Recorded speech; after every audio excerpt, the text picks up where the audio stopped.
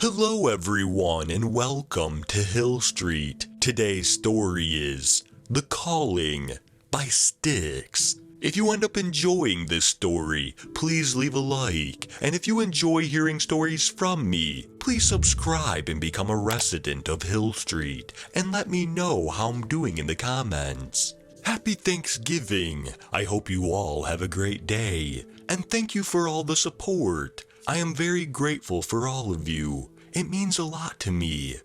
Now, let's get to this nightmare. This year hasn't been the best, to say the least.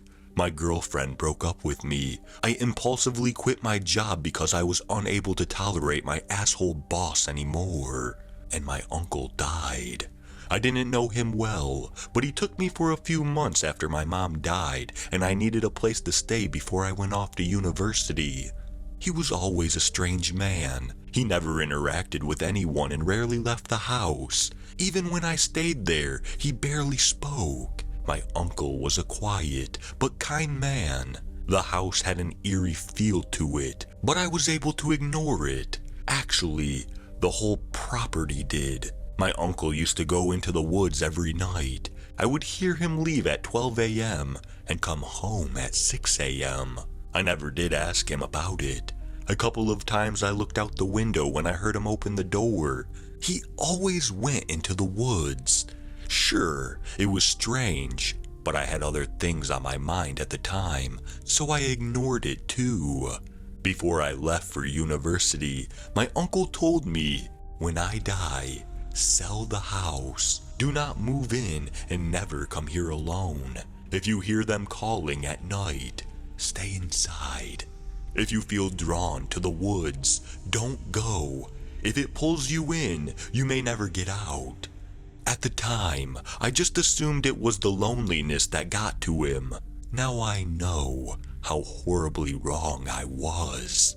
I should have listened. Now it's too late. I've been pulled in. When my uncle died, he left me the house. I ignored everything he told me. The house was paid for, and I wasn't working. It was just cheaper to move in.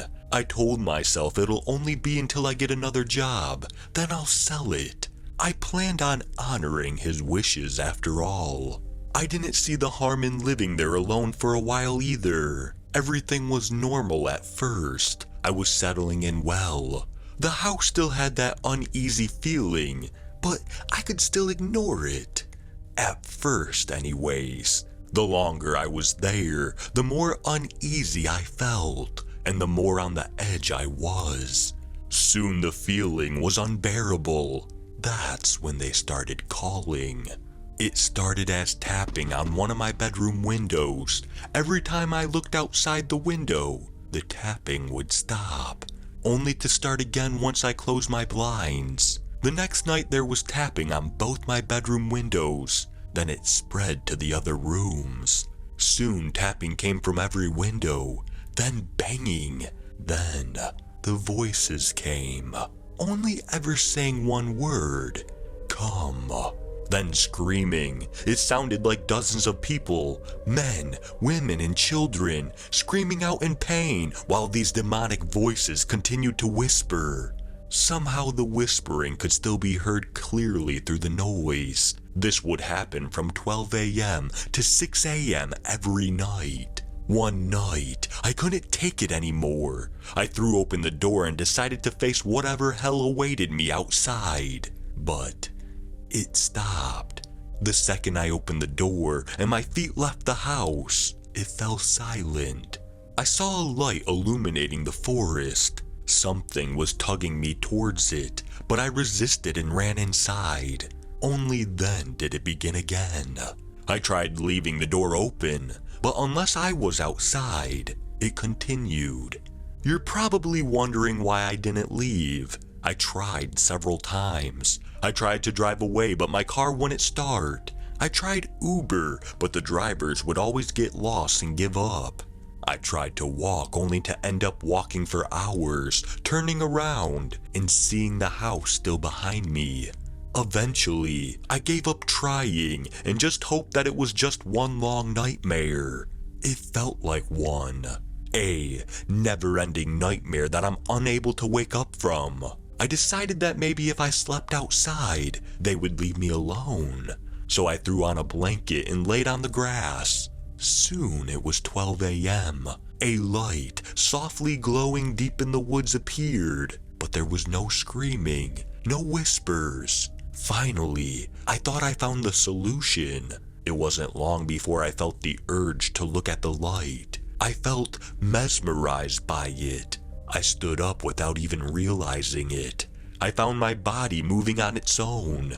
I was walking towards the forest against my will. It was like some unseen force was pushing me forward, drawing me in. The closer I got to the forest, the more anxiety and panic set in. I felt like I was buried deep within myself, unable to control my movement.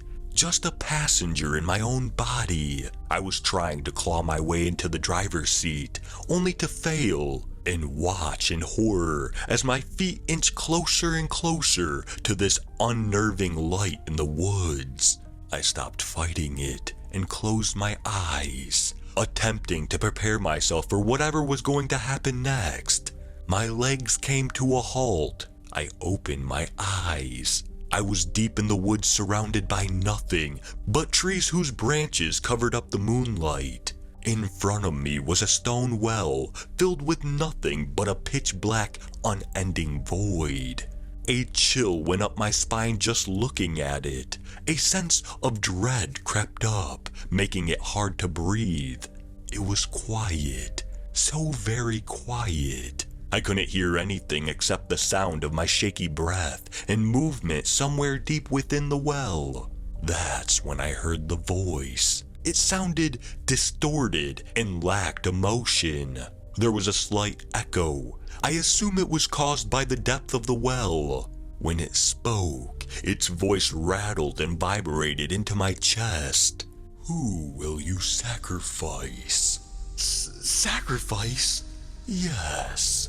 You are the new owner. You now bear the responsibility. I don't understand. We are bound to this well by a man long ago. He used an ancient spell to keep us trapped, but the spell had conditions.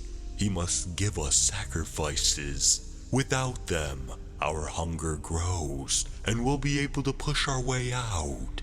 When he died, he passed it on to the next owner. The spell is also why you can't leave. You are bound by your duty as the owner of this land. What do you mean sacrifices? Souls. All you have to do is say someone's name and give us permission to have their soul. 1 soul every 6 months. But my uncle came every night. He only gave us permission for a little bit of someone's soul at a time, to keep people alive longer, he said. What happens to the people whose souls you take?